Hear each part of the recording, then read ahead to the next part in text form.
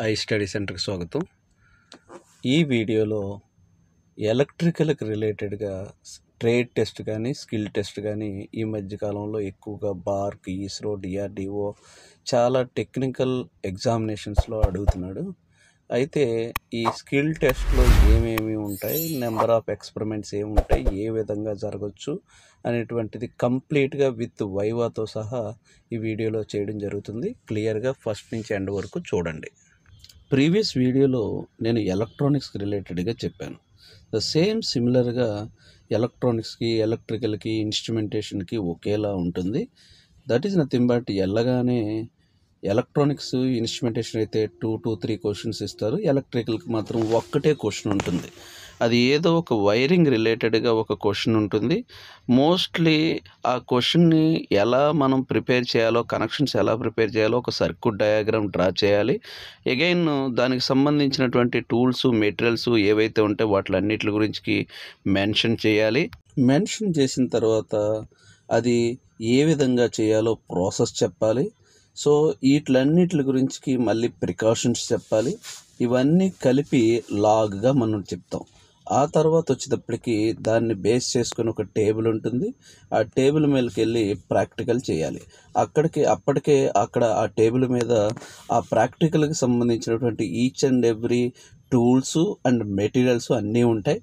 ఏమైనా మనకి ఎక్స్ట్రా కావాల్సి వచ్చినా మిస్ అయితే కనుక మనం రైట్ చేసి అడగాలి. ఆ తర్వాత ఎక్స్పెరిమెంట్ అయిపోయిన తర్వాత యాజ్ యూజువల్గానే ఒక వైవా అనేటువంటిది ఉంటుంది. ఆ వైవా ఈ 3 కూడా అన్నిటికీ ఉంటాయని చెప్పలేము. కొన్నిటికి 2 ప్రాసెస్లు మాత్రమే ఉంటాయి, కొన్నిటికి ఒక్క ప్రాసెస్ మాత్రమే ఉంటుంది. ఎక్కువగా వైవా అనేటువంటిది ఏదైతే ఉందో, మనం ఏదైతే ఎక్స్పెరిమెంట్ చేసామో వాటి మీదే క్వశ్చన్స్ ఉంటాయి. కాబట్టి ఇక్కడ ఎక్స్పెరిమెంట్ గురించి చెప్తున్నప్పుడే వాటికి రిలేటెడ్ క్వశ్చన్స్ కూడా ఎక్స్ప్లెయిన్ చేస్తాను. లిస్ట్ ఆఫ్ ఎక్స్పెరిమెంట్స్ గురించి 1 by 1 మాట్లాడదాం. మొదటిగా టైప్స్ ఆఫ్ ఎలక్ట్రికల్ జాయింట్స్ గురించి అడుగుతాడు. ఆ జాయింట్స్ కేబుల్ జాయింట్స్, అల్యూమినియం ఎక్కువగా వైర్లు ఇస్తారు. వైర్లు ఇచ్చి కొన్ని జాయింట్స్ మెన్షన్ చేస్తారు. ఆ జాయింట్స్ ఒకవేళ మెన్షన్ చేస్తే అవన్నీ కూడా మనం జాయింట్స్ని అలైన్ చేయాలి. సో ఒకటి twisted joint, straight line joint, married joint, T joint, Britannia joint, western joint. ఒకవేళ ఇలా మీకు జాయింట్స్కి రిలేటెడ్గా ఇస్తే దీనికి ప్రాసెస్ రాయాలి, ప్రొసీజర్ ఏదైతే ఉంటుందో ప్రొసీజర్ రాయాలి, ప్రికాషన్స్ రాయాలి, and material and tools requirement రాయాలి. రాసిన తర్వాత ఈ ఏవైతే జాయింట్స్ ఉన్నాయో ఏ జాయింట్స్ని ఎక్కువగా ఎక్కడెక్కడ వాడతారో ఒకవేళ ఇదే ఎక్స్పెరిమెంట్ మనకు కంప్లీట్ అయిన తర్వాత అడగడానికి ఛాన్సెస్ ఉంటుంది. కాబట్టి ఈ జాయింట్తో పాటుగా ఎక్కువగా మళ్ళీ ఈ జాయింట్కి అప్లికేషన్స్ కూడా మనం ప్రిపేర్ అయి ఉండాలి. ఇది ఫస్ట్ ఎక్స్పెరిమెంట్ అడగడానికి ఛాన్సెస్ ఉన్నటువంటిది. ఒకవేళ ఇలా కేబుల్స్ గురించికే మీకు జాయింట్లు ఇస్తే కనుక దాని మీద ఎడిషనల్గా ఒకవేళ వైవా అడగాల్సి వస్తే ఏదో ఒక కేబుల్ ఇచ్చి కేబుల్లో స్టార్టింగ్ నుంచి ఎండింగ్ వరకు ఈచ్ అండ్ ఎవ్రీ పార్ట్ని ఏమని పిలుస్తాము అని అడుగుతాడు. అంటే బాగా ఇన్సైడ్ ఉన్నటువంటి దాన్ని కండక్టర్ అని, దానిపైన ఉన్నటువంటి దాన్ని ఇన్సులేషన్ అని, దానిపైన ఉన్నటువంటి దాన్ని స్క్రీనింగ్ అని, దానిపైన ఉన్నటువంటి దాన్ని బెడ్డింగ్ అని, దానిపైన ఉన్నటువంటి దాన్ని హార్మోనింగ్ అని, దానిపైన ఉన్నటువంటి దాన్ని షీట్ అని అంటాం. సో ఇక్కడ మీరు గుర్తుపెట్టుకోవాల్సింది దేన్ని ఎక్కువగా ఏ మెటీరియల్స్తో తయారు చేస్తారో చూడాలి. అండ్ అగైన్ ఒక్కొక్కది కూడా ఒక్కొక్క ఫంక్షనింగ్ ఉంటుంది. ఈ పర్పస్ కోసం మనం పెడతాము అని ఆ పర్పసెస్ ఏంటో కూడా మనం నీట్గా ప్రిపేర్ అయి ఉండాలి.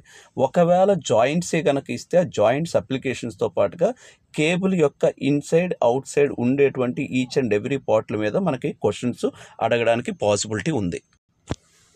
సెకండ్ ఎక్స్పెరిమెంట్ వచ్చేటప్పటికి ఫ్లోరోసెంట్ ల్యాంప్.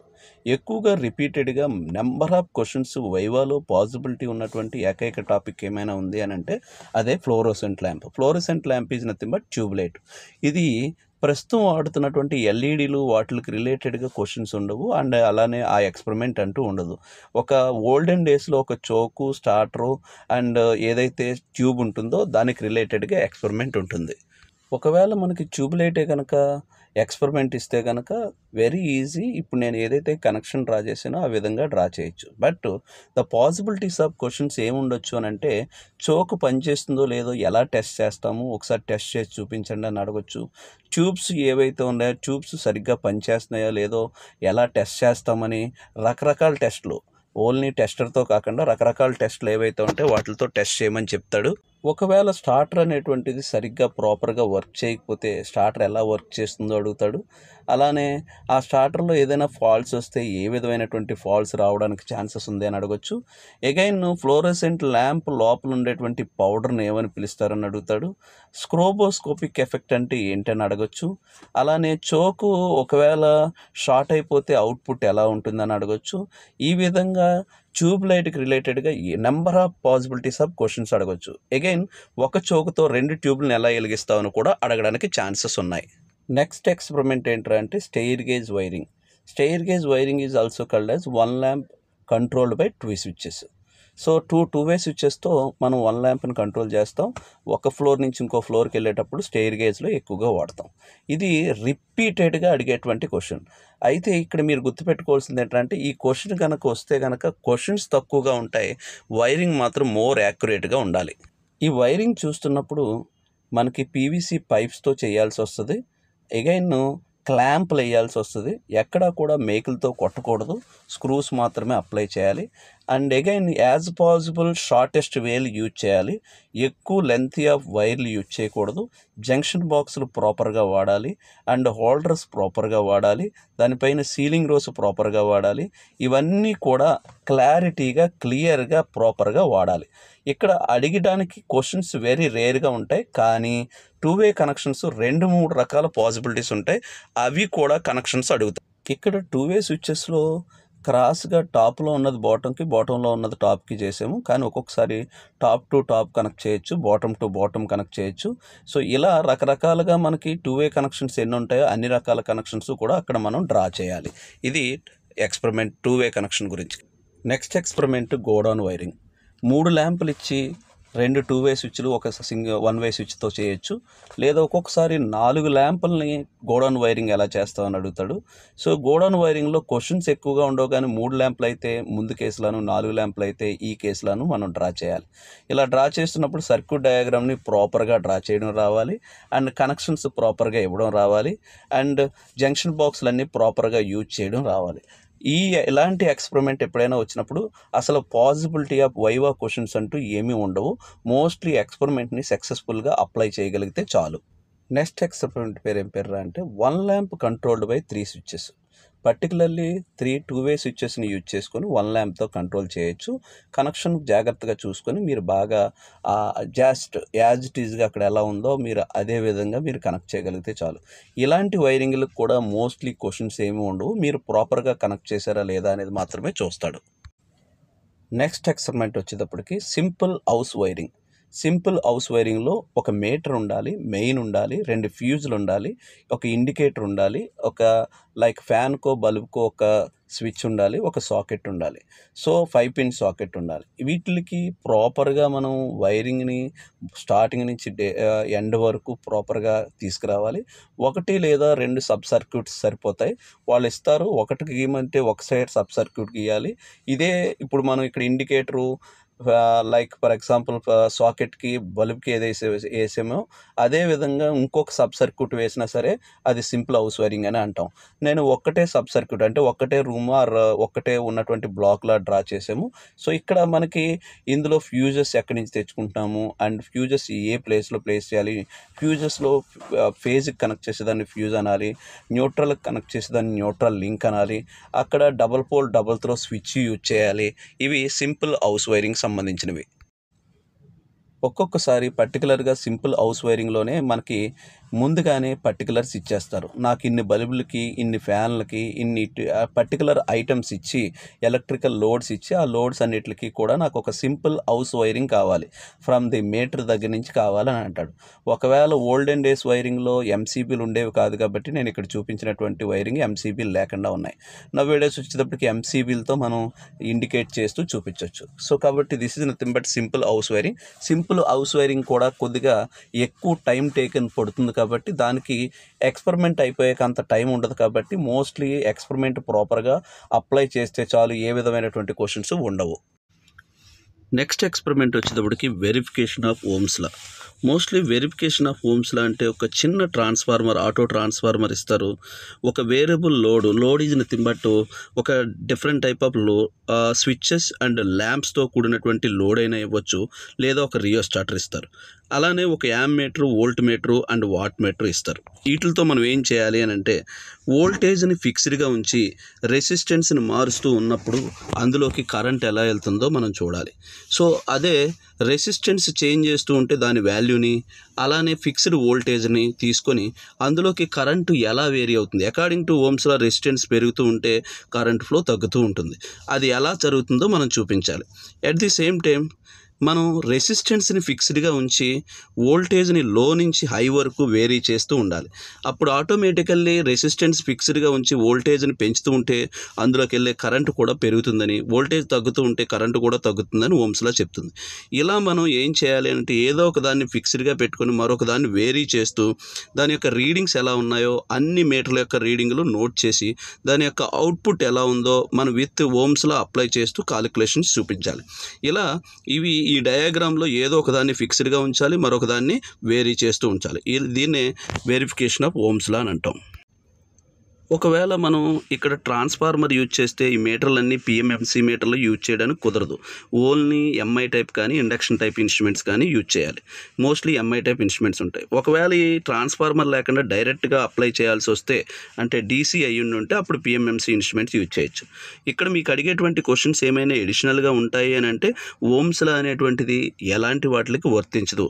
మనం థియరిటికల్గా ఏదైతే చదువుకున్నామో లిమిటేషన్స్ ఆఫ్ ఓమ్స్ లా గురించి ఎక్స్ట్రాగా క్వశ్చన్స్ అడగడానికి పాసిబిలిటీ ఉంటుంది. Next measurement of energy. ఒక హౌస్కో ఒక లోడ్కో ముందు ఎనర్జీని ఎలా కాలిక్యులేట్ చేస్తాము, లేదా టెస్టింగ్ ఆఫ్ ఎనర్జీ మీటర్ అని కూడా అంటాం. నార్మల్గా టెస్టింగ్ ఆఫ్ ఎనర్జీ మీటర్ అనేది ఫ్యాంటమ్ లోడింగ్ టెస్టింగ్ అని వాడతాం. అది కాదు ఇక్కడ వాడేటువంటిది. ఏదో ఒక లోడ్కి అక్రాస్గా voltmeter, ammeter connect చేసి ఒక ఎనర్జీ మీటరు, ఆ ఎనర్జీ మీటర్ రీడింగ్ ఎగ్జాక్ట్గా ఎలా తీస్తాం, ఆ రీడింగ్ మనం తీస్తున్నటువంటి వాట్ మీటరు, వోల్ట్ మీటరు ఏదైతే రీడింగ్స్ ఉన్నాయో దీనికి ఈక్వల్గా సరిపోయిందా లేదా అని మనం చూడాలి. సో లోడ్ని వేరీ చేస్తూ ఉన్నప్పుడు ఎనర్జీ మీటర్లో ఎనర్జీ కన్జంప్షన్ ఎలా ఉందో మనం చూడాలి. This is called as energy calculation రిలేటెడ్గా అని అంటాం. అంటే పవర్ ఇంటూ టైం వేస్తే వచ్చిందాన్ని ఎనర్జీ అని అంటున్నాం. డైరెక్ట్గా ఎనర్జీ మీటర్ రీడింగ్లు మనం ఈ పర్టికులర్ లోడ్ దగ్గర వేరీ చేస్తున్నప్పుడు ఎంత ఎనర్జీ కన్జ్యూమ్ అయింది, అంతకన్నా ఎక్కువ లోడ్ వేసినప్పుడు ఎనర్జీ ఎలా కన్జ్యూమ్ అయింది, ప్రపోర్షనల్లో ఉందా లేదా అని మనం చూడాలి. అయితే ఇది ఎక్స్పెరిమెంట్ చూడడానికి చాలా సింపుల్గా ఉన్న the questions, possibilities of questions మాత్రం చాలా ఉంటాయి. ఎనర్జీ మీటర్కి రిలేటెడ్గా నెంబర్ ఆఫ్ క్వశ్చన్స్ పాసిబిలిటీ ఉంటాయి. అందులో ఫస్ట్ క్వశ్చన్ 3 ఫేజ్ ఎనర్జీ మీటర్లో ఎన్ని డిస్కులు ఉంటాయి అని అడుగుతాడు. 3 ఫేజ్ ఎనర్జీ మీటర్లో డిస్కులు ఎన్ని ఉంటాయి అని అంటే ఎన్నైనా సరే ఫేజెస్ ఎన్ని చెప్తారో అంతకన్నా ఒకటి తక్కువగా డిస్కులు ఉంటాయి. ఒకవేళ 3 ఫేజ్ సప్లై అయితే కనుక 2 డిస్కులు ఉంటాయి. ఒకవేళ 6 ఫేజ్ సప్లై అయితే 5 డిస్కులు ఉంటాయి. ఇది మనం గుర్తుపెట్టుకోవాల్సినటువంటి ఇంపార్టెంట్ విషయం. సెకండ్ క్వశ్చన్ ఏమడుగుతారు అని అంటే ఒక్కొక్కసారి చూపించాల్సిన దానికన్నా ఎక్కువ రీడింగ్ చూపించేస్తుంది. అటువంటప్పుడు ఆ ఎఫెక్ట్ని ఏమంటారు అని అడుగుతూ ఉంటాడు. ఆ ఎఫెక్ట్ని క్రీపింగ్ ఎఫెక్ట్ అని అంటారు. నెక్స్ట్ క్రీపింగ్ ఎఫెక్ట్ గల కారణాలు ఏంటి అని అడుగుతాడు. That is nothing but over compensation across pressure coil. So pressure కాయిల్కి అక్రాస్గా ఓవర్ కాంపన్సేట్ అయినప్పుడు ఈ ప్రాబ్లం వస్తుంది. Very important. బార్క్, డిఆర్డిఓలో రిపీటెడ్గా అడిగేటువంటి వైవాలో ఒక ఎలక్ట్రికల్ లోడ్కి ఏ ఎక్స్పెరిమెంట్ చేసినా కామన్గా అడిగే క్వశ్చన్ ఒకటి ఉంటుంది. ఆ ఒక్క క్వశ్చన్ ఏంట్రా అంటే సైకలాజికల్ క్వశ్చన్. ఆ క్వశ్చన్ ఏంట్రా అంటే ఎప్పుడైనా మీ ఇంటి దగ్గర ఎనర్జీ మీటర్ టెర్మినల్ దగ్గర స్పార్కులు వస్తున్నాయి, అటువంటప్పుడు నువ్వేం చేస్తావు? లేదా ఎనర్జీ మీటర్ దగ్గర 2 వైర్లో ఒక వైర్ లూజ్ కాంటాక్ట్ ఉంది, అటువంటప్పుడు నువ్వేం చేస్తావు? ఎనర్జీ మీటర్ దగ్గర ఏదో ఒక వైరో మరొకటో ఏదో ఒక చిన్న ప్రాబ్లం ఉంది, అటువంటప్పుడు నువ్వేం చేస్తావు అని క్వశ్చన్ అడుగుతాడు. యాజ్ ఏ ఎలక్ట్రికల్గా చిన్న స్పార్క్ వస్తుంది, లూజ్గా ఉంది లేదా టైట్గా ఉంది, ఇలాంటప్పుడు నువ్వేం చేస్తావు అని ఎప్పుడైనా మిమ్మల్ని క్వశ్చన్ అడిగితే టక్కున వెంటనే యాజ్ ఏ ఎలక్ట్రీషియన్గా దాన్ని టైట్ చేస్తాను, లేదంటే దాన్ని మళ్ళీ రీఫిట్ చేస్తాను, దాన్ని ప్రాపర్గా ఫిక్స్ చేస్తాను, ప్రాపర్గా కనెక్ట్ చేస్తాను, ఇలాంటి క్వశ్చన్స్ ఏవి చెప్పకూడదు. ఎప్పుడైనా ఎనర్జీ మీటర్ గురించి ఏదైనా కంప్లైంట్ వస్తే as per Indian electricity rule ప్రకారంగా ఏదైతే ఎనర్జీ మీటర్ ఉందో ఈ ఎనర్జీ మీటర్ని మనం టచ్ చేయడానికి కుదరదు. సో ఎప్పుడైనా ఎనర్జీ మీటర్లో ఏదైనా ప్రాబ్లం వచ్చినప్పుడు ఖచ్చితంగా మనం ఏం చేయాలి అని అంటే, సో ఏదైతే కరెంట్ ఆఫీస్ ఉంటుందో ఆ కరెంట్ ఆఫీస్లో మనం ఈ కేసుని ఫైల్ చేయాలి. అలానే కంప్లైంట్ని రైట్ చేసిన తర్వాత వాళ్ళు వచ్చి మాత్రమే ఎనర్జీ మీటర్కి సంబంధించినటువంటి ఏ చిన్న ప్రాబ్లం వచ్చినా సరే ఎనర్జీ మీటర్ని టచ్ చేయడానికి మనకి రైట్స్ లేవు. ఇది మేజర్గా గుర్తుపెట్టుకోండి. రిపీటెడ్గా ఎవ్రీ ఎలక్ట్రికల్ వాళ్ళకి అడిగేటువంటి కామన్ క్వశ్చన్. ఒకవేళ మనల్ని ఇబ్బంది పెట్టాలి అని అనుకుంటే కనుక మోస్ట్లీ వెరీ రేర్గా అడుగుతాడు. వైరింగ్ కాకపోతే నెక్స్ట్ అడిగేటువంటి క్వశ్చన్ ఏంట్రా అంటే, సో ఇన్సులేషన్ రెసిస్టెన్స్ని టెస్ట్ చేయండి, జస్ట్ ఎలా టెస్ట్ చేస్తామో చేయండి బై యూజింగ్ మెగ్గర్ అని అంటాడు. మెగ్గర్ వాళ్ళ దగ్గరే ఉంటుంది, చాలా సింపుల్ టెస్టే, జస్ట్ మనం స్పీడ్గా తిప్పితే ఆటోమేటికల్లీ రీడింగ్ వస్తుంది. మెగ్గర్ గురించి కూడా మనం పూర్తిగా చదువుకొని వెళ్ళాలి. అన్ని ఇన్స్ట్రుమెంట్స్కి కూడా స్టార్ట్ అవడం లో వాల్యూతో స్టార్ట్ అయ్యి హై వాల్యూతో ఎండ్ అవుతాయి. కానీ మెగ్గర్ స్కేల్ మాత్రం ఎలా ఉంటుంది అని అంటే, ఫస్ట్ హై వాల్యూ ఉంటుంది, అంటే ఇన్ఫినిటీ వాల్యూ ఉంటుంది, ఎండింగ్కి వచ్చేటప్పటికి 0 వాల్యూ ఉంటుంది. ఇది రిపీటెడ్గా అడిగేటువంటి వైవా క్వశ్చన్. సో మెగ్గర్తో యూజ్ చేసుకొని ఒక కేబుల్ రెసిస్టెన్స్ కానీ ఇన్సులేషన్ రెసిస్టెన్స్ కానీ ఎలా కొలుస్తామో నేర్చుకోవాలి. ఇది కూడా ఇంపార్టెంట్ ఎక్స్పెరిమెంట్. ఇలా వైరింగ్ రిలేటెడ్గా క్రాస్ అయిన తర్వాత ఇంకా క్వశ్చన్స్ ఏమైనా క్రిటికల్గా ఇబ్బంది పెట్టాలి అని మనం అనుకుంటే, ఎక్కువ డేస్ పాటు కనుక ఎలక్ట్రికల్ వాళ్ళకు ఉంటే, ఒకరోజు ఇప్పుడు ఒక్కొక్క రోజు ఒక్కొక్క షిఫ్ట్లో ఆ వైరింగ్లు అన్నీ అయిపోయి ఉంటే నెక్స్ట్ అడిగేటువంటిదే DOL starter connection. So DOL starter connection ఏదైతే ఉంటుందో డైరెక్ట్ ఆన్లైన్ స్టార్టర్, ఈ డైరెక్ట్ ఆన్లైన్ స్టార్టర్ యొక్క కనెక్షన్ని ఖచ్చితంగా మనం ప్రాపర్గా కనెక్ట్ చేయాలి. అత్యంత సింపుల్ కనెక్షనే డిఓఎల్ స్టార్టర్ కనెక్షన్ ఉంటుంది. నార్మల్గా ఈ కనెక్షన్ అయిపోయిన తర్వాత డిఓఎల్ స్టార్టర్కి అదర్ స్టార్టర్స్కి డిఫరెన్సెస్ ఏంటి అని అడుగుతూ ఉంటాడు. నార్మల్గా స్టార్టర్ అనగానే పర్పస్ ఏంటంటే to limiting of starting current, not starting of motor కాదు, స్టార్ట్ చేయడానికి కాదు, లిమిటింగ్ ఆఫ్ స్టార్టింగ్ కరెంట్. అన్ని స్టార్టర్స్ కూడా స్టార్టింగ్ కరెంట్ని లిమిట్ చేస్తే డిఓఎల్ స్టార్టర్ మాత్రం కరెంట్ని లిమిట్ చేయదు. ఇది ఇంపార్టెంట్. అలానే డిఓఎల్ స్టార్టర్ అనేటువంటిది ఏ రేటింగ్ ఆఫ్ మోటార్స్ వరకు యూజ్ చేస్తారు అని అడుగుతూ ఉంటాడు. లెస్ దెన్ 5 HP మోటార్స్కి మాత్రమే ఎక్కువగా యూజ్ చేస్తాం. ఆ తర్వాత ఏ స్టార్టర్స్ యూజ్ చేస్తారని అడుగుతాడు. సో ఇలా స్టార్టర్ కోసం మీరు మొత్తం అంతా ఒకసారి చూసుకొని వెళ్ళండి. ఇది డిఓఎల్ స్టార్టర్ మీద మనకి అడగడానికి పాసిబిలిటీ ఉండేటువంటి క్వశ్చన్స్ అండ్ ఎక్స్పెరిమెంట్ కూడా. నెక్స్ట్ పాసిబిలిటీ ఉండేటువంటిదే స్టార్ డెల్టా స్టార్టర్. ఇది వన్స్ డిఓఎల్ స్టార్టర్ మిస్ అయితే కనుక నెక్స్ట్ స్టార్టర్ కొంచెం క్రిటికల్గా ఉండేటువంటి కనెక్షన్స్ ఏమైనా ఉన్నాయంటే స్టార్ డెల్టా స్టార్టర్. సో ఈ స్టార్ డెల్టా స్టార్టర్ కూడా మనకి అబవ్ 5 HP ఏదైతే ఉంటుందో అబవ్ 5 HP గల మోటార్స్ అన్నిటికీ వాడతాము. అప్ టు 15 HP వరకు ఎక్కువగా వాడతాము. సో ఇది ప్లస్ కనెక్షన్. అండ్ ఏ మోటార్స్కి ఎక్కువగా స్టార్ డెల్టా స్టార్టర్స్ వాడతామంటే స్లిప్ రింగ్ ఇండక్షన్ మోటార్కి ఎక్కువగా వాడతాము. అలానే మనకి దీని మీద రిలేటెడ్గా క్వశ్చన్స్ ఏవైతే ఉంటాయో ఈ స్టార్టర్కి రిలేటెడ్గా ఈచ్ అండ్ ఎవ్రీ, అంటే స్టార్టింగ్లో వోల్టేజ్ ఎలా ఉంటుంది స్టార్లో పెట్టినప్పుడు, ఆ తర్వాత డెల్టాలో కన్వర్ట్ చేసినప్పుడు ఏమవుతుంది, స్టార్లో పెట్టినప్పుడు బై √3 టైమ్స్ వోల్టేజ్ అప్లై అవుతుంది. వన్స్ స్టార్ట్ అయిన తర్వాత ఒరిజినల్ రేటెడ్ వోల్టేజ్ వెళ్తుంది. ఇది మనం క్లారిటీగా క్లియర్గా మనం ఎక్స్ప్లెయిన్ చేయడం రావాలి. ఒకవేళ ఈ పాసిబిలిటీస్ ఆఫ్ అన్నీ అయిపోయిన తర్వాత, లేదా మనకు అసలు పాసిబిలిటీయే లేదు అని అనుకుంటే, ఎక్స్పెరిమెంట్ కండక్ట్ చేయడానికే పాసిబిలిటీ లేదు అని అనుకుంటే, 1-2 టేబుల్స్ మీద డిఫరెంట్ టైప్ ఆఫ్ ఇన్స్ట్రుమెంట్స్ అన్నీ ఉంటాయి, మీటర్లు అన్నీ ఉంటాయి, టూల్స్ అన్నీ ఉంటాయి, కొన్ని కేబుల్స్ ఉంటాయి, కొన్ని కండక్టర్స్ ఉంటాయి, ఇలా చాలా రకాల మెటీరియల్స్ ఉంటాయి. ఏవైనా సెలెక్ట్ 5 ఐటమ్స్ అని అడుగుతాడు. ఏవైనా ఒక 5 రకాలు, క్లాంప్ ఆన్ మీటర్ అనో, యామ్ మీటర్ అనో, ఏమంటారు టెస్టర్ అనో, టాంగ్ టెస్టర్ అనో, లేదా లైక్ కటింగ్ ప్లేయర్ అనో, స్క్రూ డ్రైవర్ అనో, ఏవైతే ఉంటాయి ఏవో ఒక 5 సెలెక్ట్ చేసుకొని అవి ఏ మెటీరియల్తో తయారు చేస్తారు, ఎందుకు వాడతారు, ఎలా వాడతారు, ఎక్కడెక్కడ వాడతారు, A to Z అడగడానికి పాసిబిలిటీ ఉంటుంది. ఇది ఎక్స్పెరిమెంటు ఒక్కొక్కసారి మిస్ అయిన వాళ్ళకి అడగొచ్చు. సెకండ్ ఏంట్రా అంటే ఎక్స్పెరిమెంట్ అయిపోయిన తర్వాత ఏదైనా వైవా అడగాలనుకున్నప్పుడు కూడా ఈ మీటర్స్ అన్నిటి గురించి, అలానే టూల్స్ అన్నిటి గురించి కూడా ఏదో ఒక దాని గురించి అడగడానికి పాసిబిలిటీ ఉంటుంది. అందువల్ల సెలెక్టెడ్గా ఎవ్రీ వైరింగ్లో మ్యాండేటరీగా యూజ్ చేసేటువంటి టూల్స్ ఏవి ఉంటాయో ఆ టూల్స్, ఎవ్రీ ఎక్స్పెరిమెంట్కి రెగ్యులర్గా యూజ్ చేసేటువంటి మీటర్స్ ఏవైతే ఉంటాయో లైక్ పిఎంఎంసి ఇన్స్ట్రుమెంట్స్ అని, ఎంఐ టైప్ ఇన్స్ట్రుమెంట్స్ అని, ammeter, voltmeter, ohmmeter, wattmeter, ఏవైతే మేజర్ ఇన్స్ట్రుమెంట్స్ ఉంటాయో ఆ ఇన్స్ట్రుమెంట్స్ అన్నిటిని కూడా ప్రాపర్గా ప్రిపేర్ అయ్యి వెళ్ళాలి. ఇందులోంచి ఏదో ఒకటి మాత్రమే అడుగుతాడు. నెంబర్ ఆఫ్ డేస్ ఉన్నప్పుడు రోజుకు ఒకటి చేంజ్ చేస్తే అప్పుడు ఆటోమేటికల్లీ ఇందులో ఉన్నటువంటి ప్రతిదీ రావడానికి పాసిబిలిటీ ఉంటుంది. ఇవి బేసిక్గా రిపీటెడ్గా అడిగేటువంటి ఐటీఐ వాళ్ళకి ఎక్స్పెరిమెంట్స్ అండ్ క్వశ్చన్స్ రిలేటెడ్గా. ఇందులో ఏమైనా నేను మిస్ చేసినట్టు అనిపిస్తే కనుక మీరు కామెంట్ చేయండి. దానికోసం మళ్ళీ ఒక వీడియోలో కానీ ఎక్స్ప్లెయిన్ చేస్తూ ఎవరిని కానీ ఇస్తాను. సో అగైన్ ఇంతకన్నా మీకు ఏమైనా డౌట్స్ అండ్ క్లారిఫికేషన్స్ ఉంటే కామెంట్ చేయండి. ఖచ్చితంగా ఎలక్ట్రికల్ అండ్ ఎలక్ట్రానిక్స్ రిలేటెడ్గా ఏ క్వశ్చన్ ఉన్నా సరే ప్రాపర్గా మీకు ఎక్స్ప్లెయిన్ చేయడానికి ట్రై చేస్తాను. అండ్ నేను నిజంగానే మంచిది ఏదైనా మిస్ చేసి ఉంటే కనుక. సో ఆల్ ది బెస్ట్ ఎవరైతే ఈ స్కిల్ టెస్ట్కి ప్రిపేర్ అవుతున్నారో వాళ్ళందరికీ కూడా.